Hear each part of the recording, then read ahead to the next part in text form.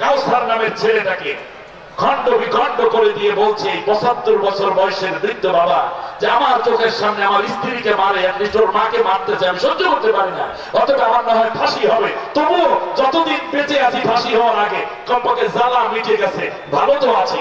আপনারা বলুন, দিন দিন এই মাদক বাংলাদেশে কমতেছে না বাড়তেছে? আগামী 10 বছরে কমবে না বাড়বে? আরো বাড়বে। অশ্লীলতা, জিনা, ব্যভিচার কমতেছে না বাড়তেছে? বেহায়া বেপরতা কমতেছে না বাড়তেছে? এরপরে জুয়া খেলা, অন্যায় অবিচার দিন দিন কমতেছে না বাড়তেছে? দেখছেন কি চমৎকার, সরল মানে চেয়ারম্যান জবাব দিতে বাড়তেছে। কিন্তু এই ফাঁকে মাদ্রাসা বাড়লো, মক্তব বাড়লো, আমার দেশে হাজী সাহেব বাড়লো, মসজিদ বাড়লো, এই তাবলীগ বাড়লো, পীর বাড়লো, মুরব্বি বাড়লো, বিশ্ব ইজতেমা বাড়লো, কিন্তু এইগুলো তো ওই অন্যায়কে কমাইতে পারে নাই। কমানোর মতো একটাই ঔষধ শুধু বাকি আছে, তার নাম হচ্ছে আল্লাহর কোরআনের শাসন। এই শাসন ব্যতীত অন্যায় রোধ করা কোনোদিন সম্ভব হবে না, হবে না, হবে না। আল্লাহর নবীর রাস্তে প্রত্যেকটা মানুষ প্রায় মাদখোর ছিল, 95% মানুষ মাদক সেবী ছিল। এখানে ওলামা ইকরাম আছেন। যখন মদ হারাম করা হয়নি, যতদিন যেখানে নারীদেরকে ভোগের পণ্য বানিয়ে রাখা হয়েছিল, আইয়ামে জাহিলিয়াতে কন্যাদেরকে জীবন্ত কবর দেয়া হতো, সুদের উপরে সুদ, তার উপরে সুদ, চোর যার মুল্লুক তার ছিল যখন নীতি, সেই জায়গায় আল্লাহর কোরআন অনুযায়ী রাষ্ট্র পরিচালনা করে আল্লাহর নবী একটি সোনার মদিনা কায়েম করেছেন, মানুষগুলোকে সোনার মানুষ বানিয়ে দিয়েছেন কোরআন এবং হাদিসের আলোকে। পরবর্তীতে এই মানুষগুলাই বিশ্বের শ্রেষ্ঠ মানুষে পরিণত হয়েছে, ঠিক কিনা বলেন? আমার বাংলাদেশ এত নষ্ট হয় নাই, এখনো ঘুরে দাঁড়াবার সময়। তবে একটা ঔষধ প্রয়োগ না করলে হবে না, তার কারণে এইভাবে দেশ চললে, রাষ্ট্র চললে আমাদের অন্যায়গুলো দিন দিন কমবে না, বরং আরো বেশি বাড়বে, বাড়বে, বাড়বে, বাড়বেই বাড়বে। অতএব আসুন না পীর বা সাহেব, আসুন না সবাই আমার যারা বক্তব্য শুনছেন, আসুন নারী পুরুষ, আসুন অন্যান্য দল মতের সবাই। কোরআন তো আল্লাহ, আমরা আল্লাহর গোলাম, আল্লাহর হুকুম না মানলে আল্লাহর বান্দা থাকা যায় না, গোলাম থাকা যায় না। জীবনে একটা ঝুঁকি নেই, আগামী পার্লামেন্ট আল্লাহর কোরআনের পার্লামেন্ট হোক, ঠিক কিনা বলেন? একটা বারের জন্য একটু জাগুন। সোনার বাংলা বানানোর জন্য সোনার মানুষ দরকার, আর সেই মানুষ তৈরি করে কোরআন হাদিস, আর সেই কোরআন হাদিস দিয়ে চললেই আমার সোনার বাংলা সত্যিকার প্রতিষ্ঠিত হওয়া সম্ভব। কারণ স্বাধীনতা 53 বছরে তো পারিনি, সামনেও পারার কোনো সম্ভাবনা নাই। একটাই সম্ভাবনা বাকি আছে, আল্লাহর কোরআন দিয়ে যদি আমরা চলতে পারি। আল্লাহ কবুল করুন, বলেন আমিন। যে কথা বলছিলাম, আল্লাহ রাব্বুল আলামিন পরপর 3টি আয়াত দ্বারা আমাদেরকে বোঝাচ্ছেন, কিয়ামতের ময়দানে আমি আল্লাহ তোমাদেরকে একটা বিষয় জিজ্ঞাসাবাদ করব। ইংলিশে বলে রিমান্ড। কি বলে? জোরে বলেন। আল্লাহ তাআলা বান্দাকে নিয়ে একটা রিমান্ড দিবেন। আল্লাহু আকবার। আমাদের দেশে কিংবা বহির্বিশ্ব কোন দুষ্কৃতিকারীকে পাইলে রিমান্ড দেয়, কিন্তু কোন কোন ক্ষেত্রে নির্দোষ মানুষেরও রিমান্ডের নামে অত্যাচার করে হাত পা ভাঙ্গা দেয়, ঠিক কিনা? বড়ই অন্যায়। জিজ্ঞাসাবাদ মানে পিটাপিটি নয়, জিজ্ঞাসাবাদ মানে তার থেকে তথ্য আদায় করা। খেয়াল করুন, আল্লাহ তাআলা কোন বিষয়ে জিজ্ঞাসা করবেন না, তুমি নামাজ পড়ছো কিনা, রোজা রাখছো কিনা, দাড়ি রাখছো কিনা, হজ করছো কিনা, যাকাত দিয়েছো কিনা। আবার তার নেগেটিভ দিকেও আল্লাহ জিজ্ঞাসা না, মদ খাইছো কিনা, এটা করছো কিনা, এগুলো আল্লাহ জিজ্ঞাসা না। আল্লাহর জিজ্ঞাসা শুধু একটা বিষয়। আমার মুসলিম মুমিন ভাই বোনেরা ভালো করে শুনুন, কিয়ামতের ময়দানে আল্লাহর সামনে আমাকে আপনাকে দাঁড়াতেই হবে।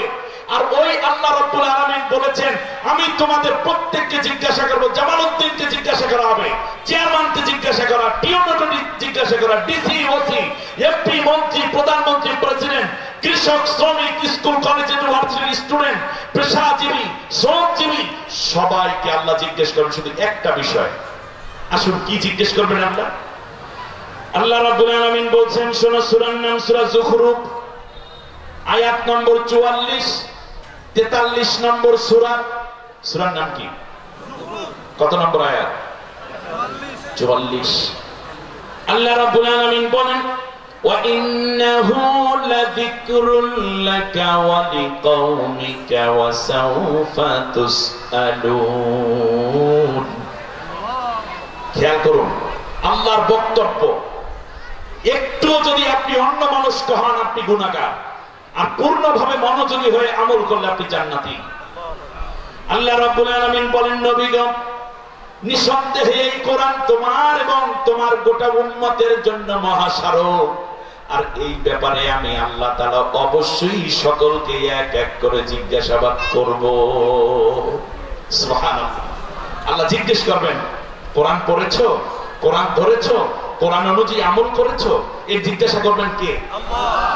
আল্লাহ তো একবার বললেই হয়, আল্লাহ একটা কথা একবার বললে হয় কিনা? কিন্তু এরপরে আল্লাহ রাব্বুল আলামিন আবার সূরা আরাফের 6 নম্বর আয়াতের মধ্যে গিয়া 7 নম্বর সূরা আল্লাহ এবার আগের চেয়ে একটু কড়া করে বলতেছেন, ফালানাসআলান্নাল্লাযীনা উরসিলা ইলাইহিম ওয়ালানাসআলান্নাল মুরসালিন। সুবহানাল্লাহ। লাম তাকিদ নুনে সাকিলা করে বলছেন, আমি আল্লাহ অবশ্যই নবীকে এবং তার সব উম্মতকে জিজ্ঞাসাবাদ করবই করব এই কোরআনের ব্যাপারে। তুমি কোরআনটা পড়েছো কিনা, কোরআনের পক্ষে ছিলা নাকি বিপক্ষে ছিলা, কোরআন অনুযায়ী চলেছো নাকি অন্য কোন বিধান অনুযায়ী চলেছো, এটা আমি জিজ্ঞাসাবাদ করবই করব। লামে তাকিদ নুনে সাকিলা 2 বার হয়ে গেল। এবার আল্লাহ রাব্বুল আলামিন সূরা হিজরের 92 নম্বর আয়াতের মধ্যে গিয়ে নিজের কসম খেয়ে বলছেন, ফাওয়ারাব্বিকা লানাসআলান্নাহুম আজমাইন। হে নবী, তোমার রবের কসম। কার কসম কি খায়? আল্লাহর কসম। আল্লাহ নিজে খেয়ে বলছেন এই কোরআনের ব্যাপারে। আবার লাম তাকিদ নুনে সাকিলেও আছে সাথে, লানাস ফাওয়ারাব্বিকা লানাসআলান্নাহুম আজমাইন। সকলকে এই এক এক করে আমি জিজ্ঞাসাবাদ করবই করব, কোরআনের জন্য তোমার কি অবদান আছে। এজন্য নবী বলেছেন, আল কোরআন হুজ্জাতুল লাকা ওয়া আলাইক। কোরআন তোমার পক্ষে কিংবা বিপক্ষে দলিল। আমার ভাইরা, এই পৃথিবীতে যদি জায়গা জমি রাখেন, একটা দলিল লাগে কি লাগে না? লাগে। আমরা যে মুসলমান, আমরা যে নেক আমল করি, নামাজ পড়ি, রোজা রাখি, হজ করি, যাকাত দেই, তার একটা দলিল দরকার আছে না নাই? সেই দলিলটার নাম কি? এই কোরআন আপনার পক্ষে কিংবা বিপক্ষে দলিল, আমার আপনার পক্ষে কিংবা বিপক্ষে দলিল। আমি এখন চারদিকে লক্ষ লক্ষ ফেরেশতা হাজির, আপনাদের কাছে স্বতঃস্ফূর্ত একবার জানতে চাই, আপনারা কি আল্লাহর কোরআনকে বিপক্ষে দলিল বানাবেন নাকি পক্ষে দলিল বানাবেন? কে কে পক্ষে দলিল বানাবেন একটু হাত উঁচু করে আল্লাহরে দেখা। নারায়ে তাকবীর। আল্লাহ তুমি কবুল করো। হাত নিচু করেন, একটু উঁচু করে রাখেন। ফেরেশতাদেরকে একটা ছবি নেওয়ার সুযোগ করে দিন। একটা ছবি নিয়ে ফেরেশতা, আমরা আল্লাহর কোরআনের পক্ষে, ঠিক কিনা বলেন? আল্লাহ তুমি কবুল করো। কোরআন তুমি আমাদের পক্ষে থেকে বলেন আমিন। হাত নিচু করেন। একটা ছোট্ট শর্ট কোশ্চেন করি, পরকালে আপনি যদি কোরআনকে নিজের পক্ষে দলিল বানাতে চান, পরকালে কোরআন তাদের পক্ষে দলিল, ঠিক আছে? আওয়াজটা সেইভাবে হয়নি, আকাশ বাতাস মুখরিত করে। কোরআন না তুমি কবুল করো বলেন আমিন। কোরআন আছে যেই দলে, কোরআন নাই সে দলে। করে চোখ করে আমার দিকে তাকান। আমরা যখন খাই হাত দিয়ে মাখাই, তাই না? মাখানোর পরে এই খাবারটাকে দেই মুখের মধ্যে, আটকে যায়। কোন ক্রমে একটু খাদ্য কণা শ্বাসনালীতে গেলে জানটা বাইরে যাওয়ার অবস্থা। এবার খেয়াল করুন, ভালো করে বুঝুন, খাবারটা চলে যায়। যখন আমরা চিবাইতে থাকি, তখন জিহ্বার মধ্য থেকে আল্লাহ তাআলা 3 কোটি দ্রব্যের স্বাদ নেওয়ার যোগ্যতা দিয়ে ছোট্ট জিহ্বাটা তৈরি করেছে। কত কোটি? 3 কোটি। সুবহানাল্লাহ। কত স্বাদ নেওয়ার যোগ্যতা এখানে আছে। একটা মিষ্টি, আপনাদের ঠাকুরদের সবচেয়ে ভালো আল্লাহ তাআলা লিভার এবং ছোট্ট একটা জিনিস লিভারের সাথে ঝুলাইয়া রেখেছেন, এটার নাম হলো পিত্তথলি। পিত্তথলিতে প্রতি 13 সেকেন্ড অন্তর অন্তর এক এক ফোঁটা করে রস বের হয়ে ওই খাদ্যের উপরে, পাকস্থলীর উপরে পড়ে। ওইটার নাম বিজ্ঞানীরা দিয়েছে রেচন। আমার কথা শুনতেছেন আপনারা? একটা উদ্দেশ্য আছে কিন্তু আমার। আকিমউদ্দিনের একটা বাংলা উদাহরণ দিচ্ছি বোঝার জন্য। পাকস্থলী সন্নি বানায় না যেভাবে মহিলারা, ঠিক ওইভাবে আপনি এই যে আমাকে গরুর গোশত খাওয়ালো, ফ্রেশ গরুর গোশত, আলহামদুলিল্লাহ রান্নাটাও চমৎকার হয়েছে, বাবুর্চি আছে এখানে, খুব ভালো রান্না করেছে। এরপরে করলা ভাজি চিংড়ি মাছ দিয়ে, তারপরে আর কি খেলাম যেন, মুরগির গোশত খেলাম, ডাল খেলাম, আরো অন্যান্য খাবার। কখনো দই খাবেন, মিষ্টি খাবেন, দুধ খাবেন, কলা খাবেন, হ্যাঁ, পোলাও, ফিন্নি, জর্দা, কাবাব, স্বামী কাবাব, শাক সবজি, ভর্তা ইত্যাদি। সব খাবারগুলো একরকম হয়ে যায়, যে করে দেয় তার নাম পাকস্থলী। কথা বুঝতে পেরেছেন? সব একেবারে মিহিন করে দেয়, একেবারে কি বলি আমরা, হ্যাঁ, মিশ্রিত করে একরকম করে দেয়। কোনটা টক, কোনটা ঝাল, কোনটা তিতা, কোনটা মিঠা, কোনটা হলুদ, কোনটা সবুজ, কোনটা লাল, এক এক কালারও তো আছে খাবার। সবগুলোকে একরকম করে এটাকে পাঠিয়ে দেয়া হয় লিভারের কাছে। কার কাছে? লিভার, যার নাম কলিজা। আপনাদের লিভার আছে? লিভার সিরোসিস মানে আপনি শেষ। আপনি বুঝতেছেন কথা? এই লিভার, একটা লিভার ট্রান্সফার বিল বর্তমানে 3 কোটি টাকা। ভারতের বেঙ্গালোরে এই ট্রিটমেন্টটা আছে, এই ভারতীয় উপমহাদেশের মধ্যে একটা জায়গা, আর একটা হলো আমেরিকাতে, আর একটা লন্ডনে। 3-4টা হাসপাতালে মাত্র এই ট্রিটমেন্টটা হয়। একটা লিভার শুধু ট্রান্সফার করবে, এই লিভারটা কেটে অন্য লিভার এখানে লাগাই দেবে, বিল নেবে 3 কোটি টাকা। এটা কি সুবিধা? মানে মুক্ত হব, রোগ মুক্ত, সুস্থ হয়ে নির্যাত আছে? নাই। আগে তো দস্তখত নেবে, চিকিৎসা সফল না হলে ডাক্তার দায়ী থাকবে না। বেশ ভালো। এরপরে 3 কোটি। আচ্ছা, লিভার যেটা লাগাবে সেটাও কিন্তু এই মানে কৃত্রিম লিভার না। কোনো না কোনো মানুষ অ্যাক্সিডেন্টে মারা গেছে বা কোনোভাবে মারা গেছে, উনি মরার পর সময় বলে গেছে আমার লিভারটা রেখে দিও, তারপরে মানুষকে দিও। অথবা অ্যাক্সিডেন্টে মারা গেলে যখন তারা আপনারা কি করে যেন, পোস্টমর্টেম করে, তখন এই কলিজাটা রেখে দেয়। এরপর সাইজে যখন মেলে তখন এইটাকে লাগাই দেয়। তাও তো কোনো না কোনো মানুষের বানাই দিয়েছেন কে? আল্লাহ। এইটা লাগাই দিল 3 কোটি টাকা। আপনাদের লিভার গুলো কে দিয়েছে? টাকা নিছে? আমি কাদের সামনে ওয়াজ করছি? আর একটু ভালো করে বলেন, আল্লাহ কি টাকা নিছে? এই লিভার কোন নেতায় দেশে? ফুসফুসটা কোন নেতায় দেশে?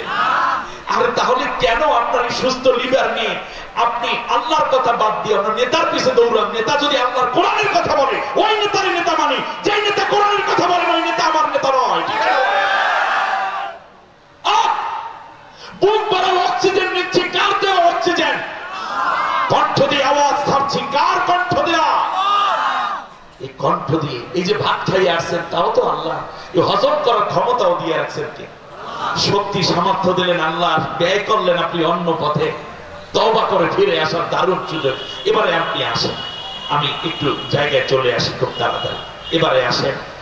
এখন লিভার এটাকে দারুণ ভাবে দেখে দেয়, এর মধ্যে ব্লাড তৈরি করে। ব্লাড তৈরি করে সে আবার পাঠাইয়া দেয় হচ্ছে হার্টের কাছে।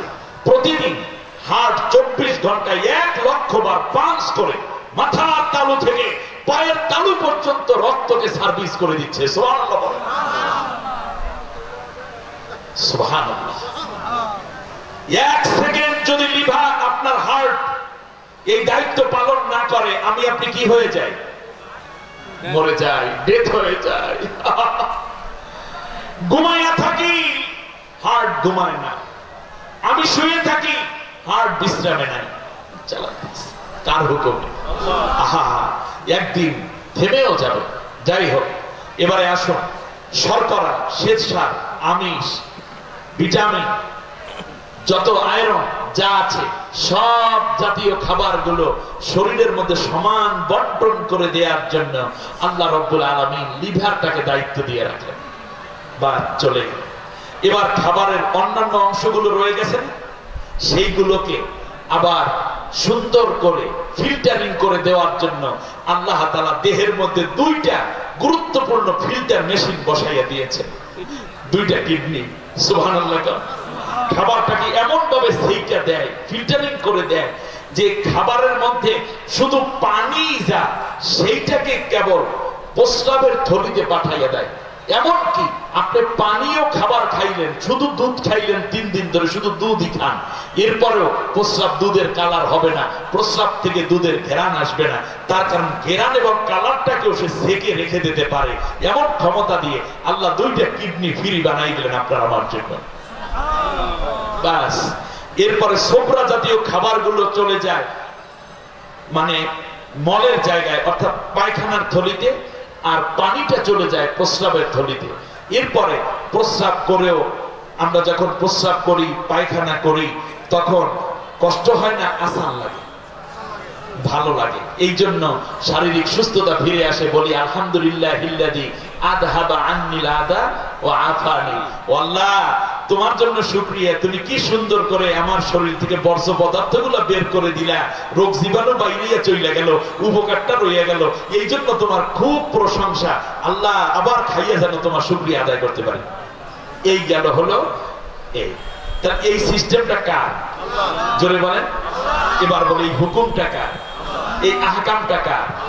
বাস, এখন হঠাৎ করে যদি খাবার বিদ্রোহ করে বসে যে আমি পাকস্থলী পর্যন্ত যাব, কিন্তু লিভার কিডনি এইদিকে ধরা না দিয়ে, হজম না হইয়া আমি আবার বের হয়ে যাব মুখ দিয়ে, আপনারা এইটাকে কি বলেন? বমি।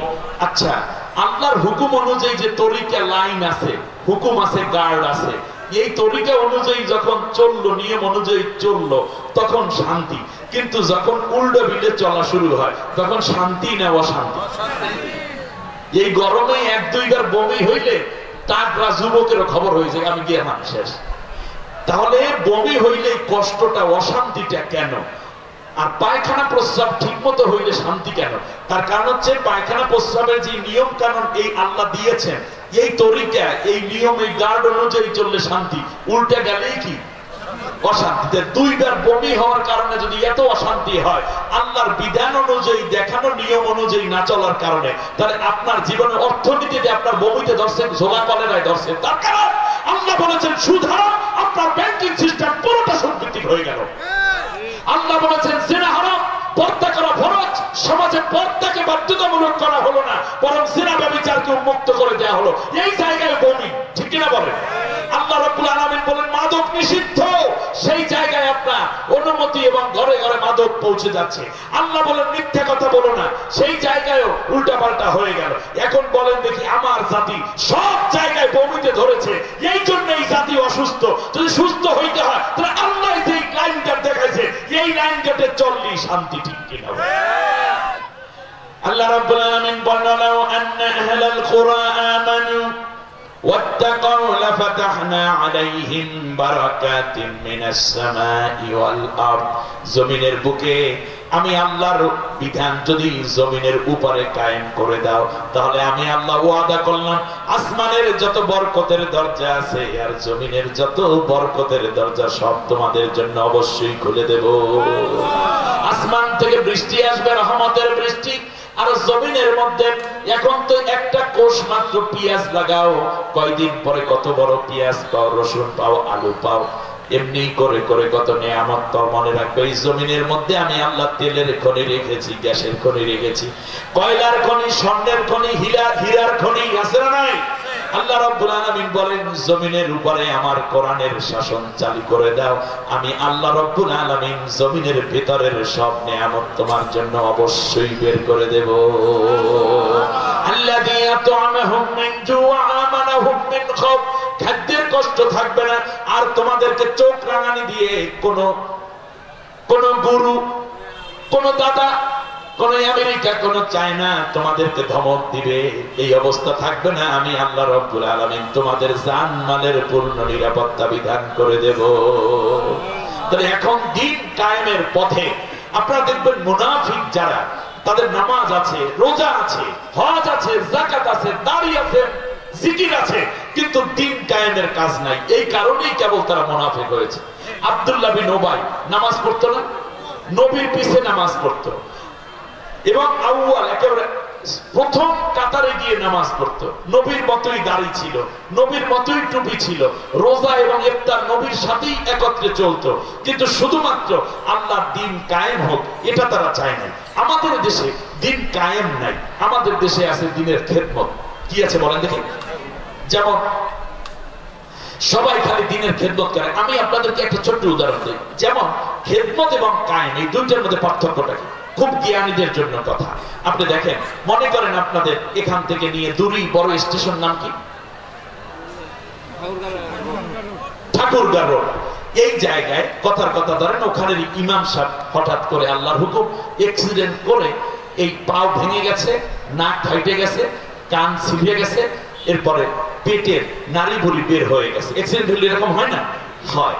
তো ওখানে কিছু মুসল্লিরা হঠাৎ করে ইমাম সাহেবের এই করুণ দশা দেখে ইমাম সাহেব তো বেহুশ হয়ে পড়ে আছে, ছটফট করতেছে। এমন সময় কতিপয় লোক যার ভক্ত মুসল্লি তারা গিয়ে বারবার হুজুরের এই বের হওয়া নারী বুড়ির মধ্যে হাত দিয়ে কইতেছে, আরে হুজুর কেমনে বাঁচবে গো। আরেকজনে গলার হেন্দে ছিঁড়ে গেছে, বলছে আরে হুজুর কত সুন্দর কোরআন তেলাওয়াত করতো, আমাদের কলিজা জুড়াই যেত, আরে রক্ত, আরে নাকটা ভাঙে গেছে, কানটা ছিঁড়ে গেছে, দাঁত পড়ে গেছে, জিহ্বাটা কাটে গেছে, আরে এই কইতে আছে। আরেকজনে আইসা পানিয়ে মাথায় দিতে আছে, আর ওনারা বসে বসে শুধু আফসোস করতেছে, ভাঙ্গা পাও এভাবে জোড়া লাগানোর চেষ্টা করতেছে, টানতে আছে, আরেকজনে হাত চেপতে আছে, আরে হুজুর কষ্ট হয়, আঙ্গুলটা টানিয়ে দেই গো, আরে। এটি হলো খেদমত। এটার নাম কি? এই খেদমত করলে হুজুর বাঁচবে না, কিছুক্ষণের মধ্যে মরবে। এমন সময় এলাকার কিছু যুবক দেখলো যে কিছু মানুষ ওখানে জড়ো হইয়া খুব বিলাপ করছে, আফসোস করছে। যুবকেরা দেখলো, এখান থেকে যাও, তোমরা তো হুজুরের মারতে বসেছ। 999 কল দিছে, তাড়াতাড়ি আসেন, পুলিশ ভাই কোথায়, তাড়াতাড়ি আসেন, অ্যাম্বুলেন্স আসো। অ্যাম্বুলেন্স আনা হলো। যুবকরা হুজুরের উঠাইয়া কোনো রকম অ্যাম্বুলেন্সের মধ্যে লইয়া অক্সিজেন দিয়া বড় হাসপাতালে ভর্তি করে বসে, ডাক্তার সাহেব টাকা লাগলে টাকা দেবো, রক্ত লাগলে রক্ত দেবো, হাড্ডি কাটে লাগলে হাড্ডি কেটে দেবো, চোখ লাগলে চোখ দেবো, আমাদের ইমাম সাহেবকে বাঁচান, ইমাম সাহেবকে বাঁচান, সর্বোচ্চ চেষ্টা করে। ডাক্তাররা ওটির ভিতর ঢুকাইয়া দিছে, তাড়াতাড়ি করে অপারেশন টপারেশন করিয়া, রক্ত লাগছে 5 ব্যাগ, দেশের যুবকেরা, টাকা লাগছে 2 লাখ, দেশের যুবকেরা রাস্তায় দাঁড়িয়ে ভিক্ষা করে হইলো, চেয়ারম্যানের ধরে, মেম্বারের ধরে, প্রিন্সিপাল হুজুরের ধরে, টাকা দেন, আমার ইমাম সাহেবকে বাঁচাইতে হবে। কোনো কথা নাই। 5 দিন পর রিলিজ করে দিয়েছে। সুন্দর হুজুরে এখন একেবারে নিজের লাঠিতে ভর দিয়ে আসছে, এবার মাঝে লাঠি ছাড়াও সোজা হইয়া দাঁড়ায়, হুজুরের মুস্কি হাসি, জুমার নামাজে পইরা, নামাজের পয়সা হুজুরের চোখের পানি ছেলে কয়, বাবা যুবক ছেলেরা আমাকে অনেক উপকার করেছে। শেষ পর্যন্ত দেখা গেল আলহামদুলিল্লাহ হুজুর দাঁড়াই গেছে। ওই যে আগে যেটা ছিল সেইটার নাম কি, আর পরে যেটা গেছে ওইটার নাম কি? কায়েম। জোরে বলেন, ওটার নাম কি? কায়েম। মানে হুজুরের কি করে দিয়েছে? প্রতিষ্ঠিত করে দিয়েছে। সুবহানাল্লাহ বলেন না আপনারা? অতএব আমাদের দেশে আমরা এই বক্তা যারা আছি, আমরা ইসলামের খেদমত করি, এতিমখানায় খেদমত করি, আলহামদুলিল্লাহ এগুলো তো আছে, খেদমতটা আছে, কিন্তু আল্লাহর ডিমান্ড শুধু খেদমত না, কায়েম। আমরা এখন কি করি? হুজুরেরা কান দিয়ে, আরে মাইয়েগুলো সব বেপরদা হয়ে গেছে, সব যুবক গুলো মাদক দ্রব্য তৈরি ফেলাইছে, হুজুর দেশের অবস্থা, হুজুর আজান দিলে মসজিদে আর লোক পাওয়া যায় না। তার কারণ আমরা যেইটা ছিল কায়েমের আয়াত, সেটাকে আমরা খেদমতের আয়াত বানাইছি। চোরের হাত কাইটে দাও, ও পিসাব বাবারা তোমরা সবাই কান্দো, তার কারণ চোরের হাত কেটে দেয়, চুরি করে কি হইবে বাবা, পরকালে জাহান্নামে যা। আল্লাহ এই কথা বলেন, আল্লাহ কইছে এটা আইন, আইনের মধ্যে লাগিয়ে দাও, খুব সুন্দর হবে। আমার মতো এইভাবে ওয়াজ দিয়ে ইসলাম নয়, বরং এটা কায়েমের কথা। মানে হচ্ছে সেখানে শক্তি দরকার, সামর্থ্য দরকার, বুদ্ধি দরকার, রক্ত দরকার, অর্থ দরকার। আল্লাহর নবীগণ এই অর্থ দিয়েছে, সময় দিয়েছে, জীবন দিয়েছে, হিজরত করেছেন, জেল কেটেছেন, সব এই কাজ করে আল্লাহ রাব্বুল আলামিনের কোরআনের শাসনটাকে কায়েম করে দিয়ে তারা পৃথিবীর মুখে আল্লাহর এই হুকুম আল আকিমুদ্দিনের হুকুম তারা পালন করেছে। ঠিক না বলে? শেষ কথা এটা বলছি, এই যে সেটা হচ্ছে খেদমতের ফলে, খেদমতের ফলে,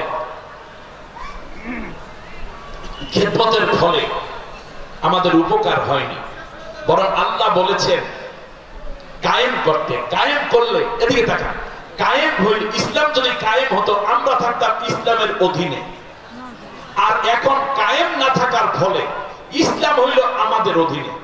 নামাজের মধ্যে মসজিদে গেলে ইসলাম তুমি এখানে আসো, সংসদের চারিপাশে ইসলাম যাওয়া শুরু করলে পিঠাই হাড্ডি গুঁড়ো করে এখান তোর তো কোনো কাম নেই। খানকার কাছে ইসলাম তুমি আসো, সেক্রেটারিয়ের কাছে সচিব সহ শুরু করে যারা আছে আইনের যেহেতু কোনো এখানে ইসলামের প্রতিষ্ঠিত আল্লাহর আইন বিধান অনুযায়ী নাই, এই ইসলাম তোমার এখানে তো কোনো কাম নাই। ব্যাংকের কাছে গেলে ইসলামের জনমের মতো দৌড় শুরু করে, এই ইসলাম তোমার এখানে কোনো কাম নাই। অথচ উচিত ছিল আমরা পুরোটা চলবো ইসলামের অধীনে। আজ আল্লাহ সেই দ্বীনের মধ্যে আমরা থাকতে পারলাম না। এক্ষেত্রে আল্লাহ রাব্বুল আলামিন চমৎকার করে বলেছেন, শোনো দুনিয়ার মানুষেরা, তোমরা আমার দ্বীনকে প্রতিষ্ঠা করো। আর দ্বীন যারা ঈমান এনেছে কিন্তু দ্বীন প্রতিষ্ঠা করে নাই, তারা হইল মুনাফিক। একবার সোজা কথা বলেন, ঈমান এনেছে আল্লাহর উপরে কিন্তু দ্বীন প্রতিষ্ঠিত হোক আল্লাহর কোরআন অনুযায়ী, দেশ জাতি চলুক, এটা যারা চায় না, এরা হইল কি মুনাফিক। আর যারা বাধা দেয় তারা হইল কুফরি শক্তি, তারা হলো তাগুত। আল্লাহ আমাদেরকে মাফ করুন। আরেকটু জোরে বলবেন না আমিন। অতএব আসহাবে আজমাইন আমাদের একটা সমস্যা আছে, যখন আমরা কিন্তু অনেক বুঝি, যেমন কেউ যদি বলে নামাজ পড়তে আসে, খেয়াল করেন নামাজ পড়তে আসে, তখন সাথে সাথে কয় হুজুর কাপড়টা একটু পাল্টাই আসে। এর মানে হচ্ছে কাপড়টা পাক হওয়া লাগে, এটা সে কি বোঝে। এরপর বলে হুজুরটা ঠিক আছে যান আমি ওযু করে আসতেছি। সে বোঝে নামাজ পড়ার ক্ষেত্রে কি করা লাগে, ওযু করা লাগে, তারপরে আলহামদুলিল্লাহ সূরাটা জানা লাগে, ইকামত দেওয়া লাগে, কান পর্যন্ত উঠাইতে হয়, এটাও তারা জানে। এরপরে নামাজটা তারা বুঝে ফেলে। রোজা যখন এই রোজা রাখতে হবে, সাথে সাথে বোঝে সাহারি খাইতে হবে, কিছু অন্য কিছু সারাদিন খাওয়া যাবে না, আবার ইফতার করা লাগবে সন্ধ্যায়, ঠিক না বলেন? এমনি করে যদি বলে কোরবানি করতে হবে, সাথে সাথে বোঝে হয়তো খাসি দিয়ে, না হয় উট, দুম্বা, বকরি, অথবা বাংলাদেশে গরু অথবা মহিষ, এটা বোঝে। এর মানে জবা দেওয়া হবে এবং গোশত খাওয়া হবে, গোশত বন্টন হবে। বিয়ে কথা যদি বোঝে তাহলে সাথে সাথে তারা বুঝে ফেলায় যে একটা অনুষ্ঠান আছে, ছেলে এবং মেয়ে দুইজনে ইসলাম অনুযায়ী তার দাম্পত্য জীবন গঠন করতে যাচ্ছে। জানাজা পড়া এটাও বোঝে, সামনে একটা লাশ থাকবে, সবাই হাত উঁচু করে একবার, তারপর চার তাকবীরে জানাজা শেষ করে দিবে। ওরে ভাই, আপনি নামাজের কথা বললে কি কি দরকার আপনি বুঝলেন, কারণ আকিমুস সালাহ এটা বুঝে ফেলাইলেন আপনি। আল্লাহ তাআলা বলছেন আনকিউ আইয়ামা মিনকুম, যারা বিয়ে করে নাই তাদের বিয়ের ব্যবস্থা করে দাও, এটাও আপনি বুঝলেন। ফাসাল্লি রাব্বিকা ওয়ানহার, কুরবানি করো, গরু লাগে, এটাও আপনি বুঝলেন। হজের কথা বললে বুঝলেন যে টাকা দাখিল করা লাগে, ইহরামের কাপড় কেনা লাগে, সাফা মারওয়ায় যাওয়া লাগবে, কারণ আল্লাহ তাআলা বলছেন যে ওয়ালিল্লাহি আলান নাসি হিজ্জুল বাইতি মান ইসতাতা ইলাইহি সাবিলা। এমনি করে আল্লাহর আয়াত সবগুলা বুঝলেন। আর যখনই বলা হয় দ্বীন কায়েমের কথা, তখনই বলেন যে হুজুর দ্বীন কায়েমকে একটু বলেন তো দেখি। অথচ আপনার নামাজ, রোজা, হজ, যাকাত কিছুই কবুল হয় না যদি আপনি দ্বীন কায়েমের কাছে অংশগ্রহণ না করেন। এর মানে আল্লাহ তাআলা বললেন যে দ্বীন প্রতিষ্ঠা করো, দ্বিমত কইরো না।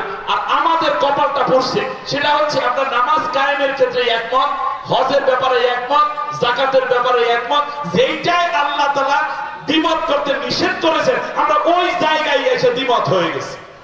নবীজির এক সাহাবী, নবীজি এক যুদ্ধে যাবেন, যাওয়ার সময় নবীজি বললেন যে অমুক একটা জায়গা, ওই যুদ্ধের ময়দান এবং নবীজি যেখান থেকে মসজিদে নববী থেকে শুরু করেছেন মধ্যবর্তী জায়গায় বললেন ওখানে গিয়ে সবাই আসর নামাজ পড়বা।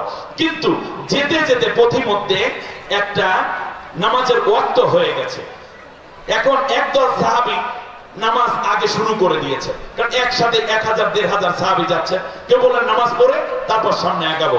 আর একদল বললেন যে না, আমাদের নবী বলেছেন ওখানে গিয়ে নামাজ পড়তে, ওখানে না পৌঁছে নামাজ পড়বো না। তো একদল মাঝখানে নামাজ পড়ে ফেলেছে, আর একদল ওখানে গিয়ে নামাজ পড়েছে, যদিও নামাজটা একটু শেষ ওয়াক্তের দিকে হয়েছে। এখন এই দুই দলের দুই দিকে মন হয়ে গেল। নবীজি পরে হাজির হওয়ার পরে, নবীজি যুদ্ধের সেনাপতি, নবীজি দেখলেন এই অবস্থা কেন। তো সাহাবীরা বললেন যে নবী এই কারণে আনসার মুহাজির বা এই দুইটা গ্রুপের মধ্যে একটা ঝামেলা হচ্ছে। নবীজি বললেন আচ্ছা তোমরা আগে নামাজ পড়লা কেন? তারা বলল যে রাসূল আপনি তো মূলত আমরা যেন অলসতা না করি, আগে বের হয়ে যায়, এজন্য বলছেন আসর নামাজ কিন্তু ওখানে পড়তে হবে, এর মানে আগে বের হও। আচ্ছা তোমরা কেন দেরিতে পড়লে? বলল যে রাসূল আমরা পড়েছি এই জন্য যেহেতু আপনি সময় এবং স্থান নির্ধারণ করে দিয়েছেন, আমরা আপনার পূর্ণ আনুগত্য করতে গিয়ে আসর নামাজ এখানে এসেই পড়েছি। আল্লাহর নবী বললেন দুইও গ্রুপ ঠিক আছে এবং দুইও দলেরই নামাজ হয়ে গেছে।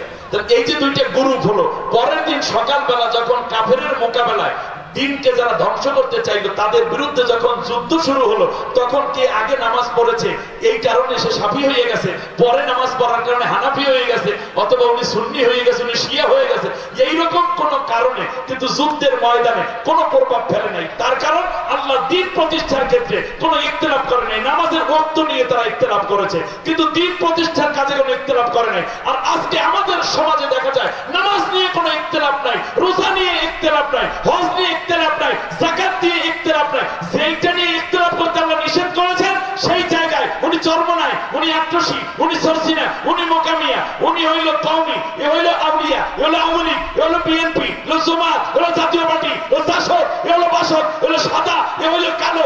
এই কারণে ইখতিলাফ। অথচ আল্লাহ তাআলা বলেছেন যে এই কারণে দিন কায়েমের ক্ষেত্রে ইমানদার হইলে কোনো ইখতিলাফ করতে পারবা না। অন্য ইবাদতের ইখতিলাফ কইলে আদায় করো, সেটা কবুল করো, কিন্তু দ্বীনের ক্ষেত্রে ইখতিলাফ নয়। আমাদের কপাল পোড়া, আমরা ওই দ্বীনের ক্ষেত্রে ইখতিলাফ করলাম, অন্য জায়গাগুলো নিজের মতো আদায় করা শুরু করলাম। দিন কায়েম ফরজ, ইখতিলাফ করা হারাম। দিনের কাজে যারা অংশগ্রহণ করে না কায়েমের, তারা ফরজ তরক করেছে, যারা ইখতিলাফ করে তারা হারাম কাজে লিপ্ত আছে। আমি আপনাদেরকে নিয়ে আজকে ডিটেইলস বলতে পারবো না।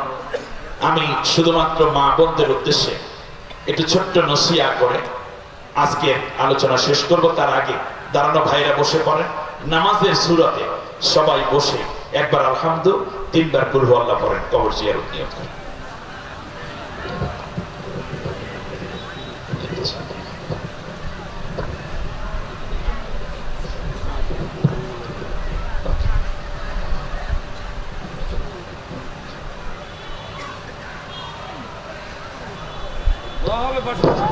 সবাই বসে পড়ুন প্লিজ। আর দোয়া মুখ খুলে এবার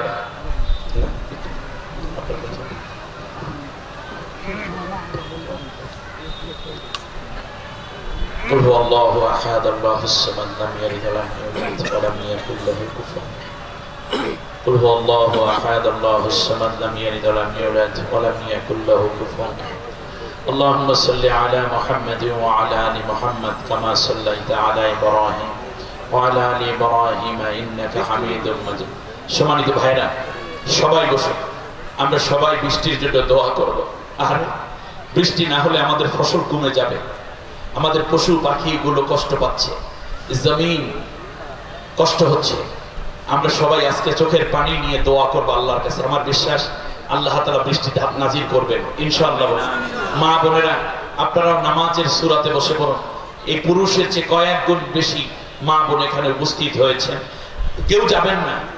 আমরা সকলে আল্লাহর কাছে প্রথমে ইস্তেগফার করে নেই। আউযু বিল্লাহি মিনাশ শাইতানির রাজীম, বিসমিল্লাহির রহমানির রহিম, আস্তাগফিরুল্লাহ রাব্বি মিন কুল্লি যামবি ওয়া আতুবু ইলাইহি লা হাওলা ওয়ালা কুওয়াতা ইল্লা বিল্লাহি আলিয়্যিল আযীম। অহংকার করবেন না, সবাই বসো, কোনো অহংকার করবেন না। রাস্তাঘাটে ভলান্টিয়ার যারা আছেন সবাই লোকগুলোকে ভেতরে পাঠিয়ে দিন। আল্লাহর কাছে দোয়া করি আল্লাহ যেন আজকে বৃষ্টি দিয়ে এই জমিনকে শান্ত করে দেন। আল্লাহ যেন আজকে বৃষ্টি নাজিল করে তপ্ত জমিনকে যেন শান্ত করে দেন, বলি আমিন। আসুন, আল্লাহ ছাড়া কেউ বৃষ্টি নাজিল করতে পারে না, বৃষ্টি দিতে পারবে না। সকলে বসে পড়ুন। আমাদের গুনাহের কারণে আল্লাহ বৃষ্টি দিচ্ছেন না। আমরা আল্লাহর কাছে তওবা করলে, সারেন্ডার করলে আল্লাহ বৃষ্টি নাজিল করবেন, বলেন ইনশাআল্লাহ। সম্মানিত ভাইরা, আল্লাহ নবী বলেছেন সাল্লাল্লাহু আলাইহি ওয়াসাল্লাম, যেই নারী আমার কাছে 4টা কাজের জামিনদার হবে আমি তার জন্য বেহেশতের জামিনদার হয়ে যাব। সুবহানাল্লাহ। 1 নম্বর, যে নারী দৈনিক 5 ওয়াক্ত নামাজ পড়বে। খুব কঠিন কাজ না। আমি পুরুষদেরকে বলবো, বাবা, ভাই কিংবা যার বিয়ে হয়েছে স্বামী অথবা সন্তান হয়েছে সন্তানকেও বলবো, আপনার পাশে থাকে আপনার স্ত্রী অথবা আপনার মেয়ে হোক অথবা আপনার মা হোক অথবা আপনার বোন হোক, মেহেরবানি করে তারা যেন নামাজ পড়তে পারে সেই পরিবেশটুকু আপনারা তৈরি করে দিবেন।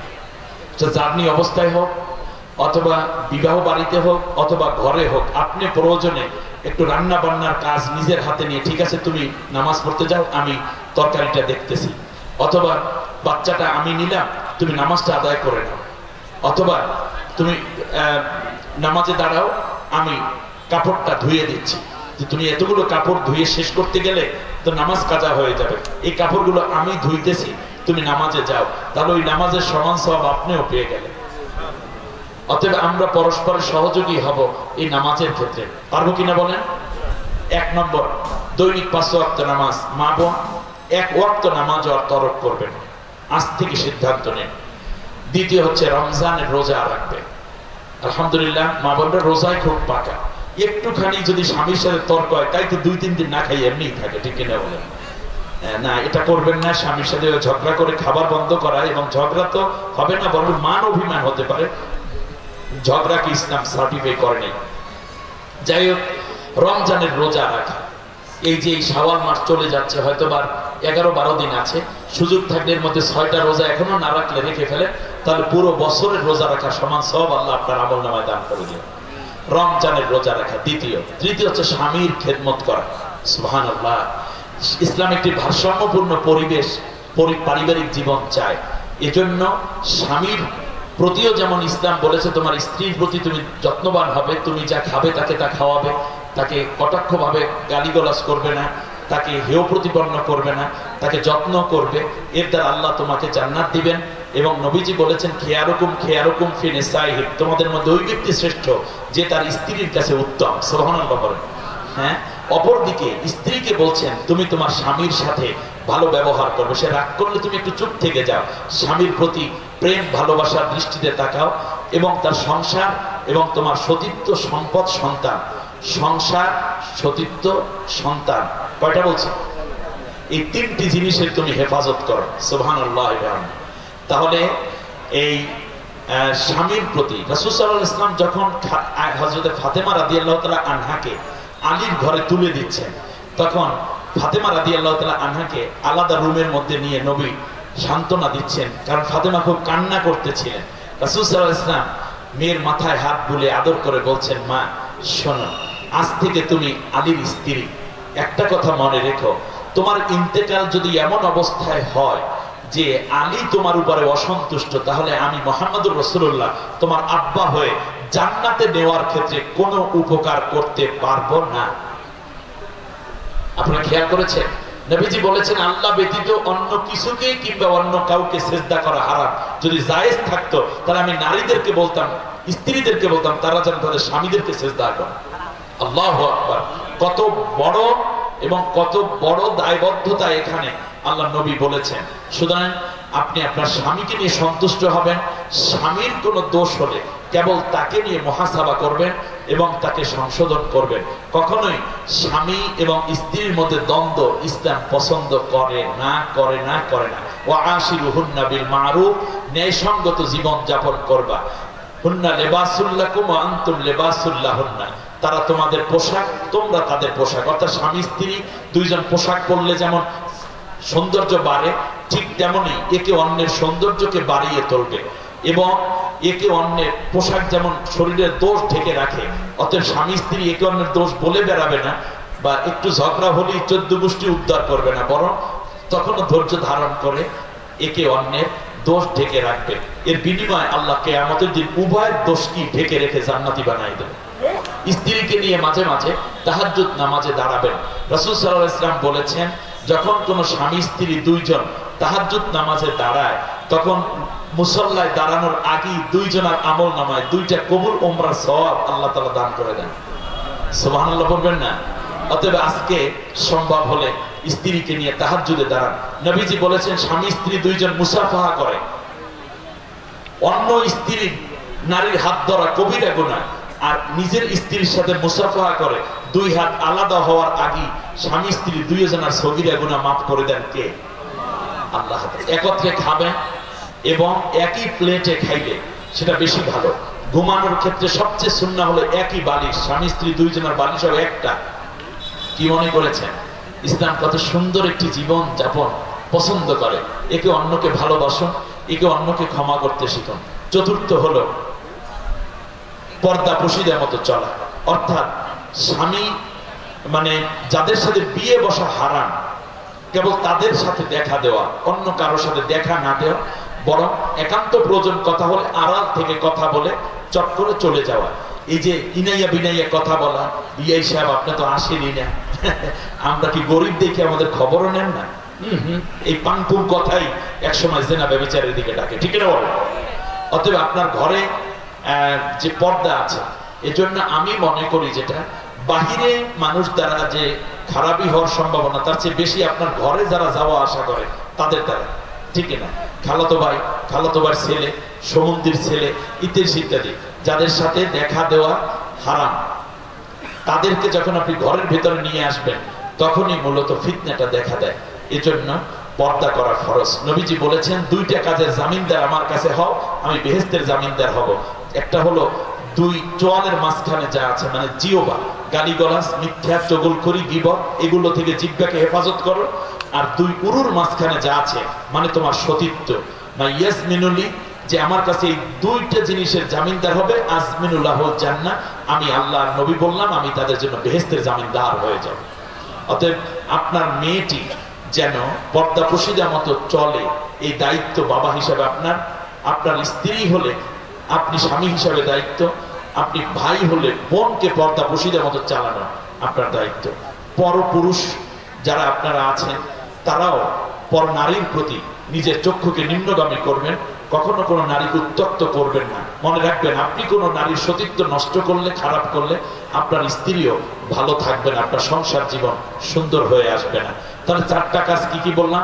এক নম্বর হলো দৈনিক 5 ওয়াক্ত নামাজ পড়া, দ্বিতীয় রমজানের রোজা রাখা, তৃতীয় স্বামীর খেদমত করা, চতুর্থ পর্দা পশিদা মতো চলা।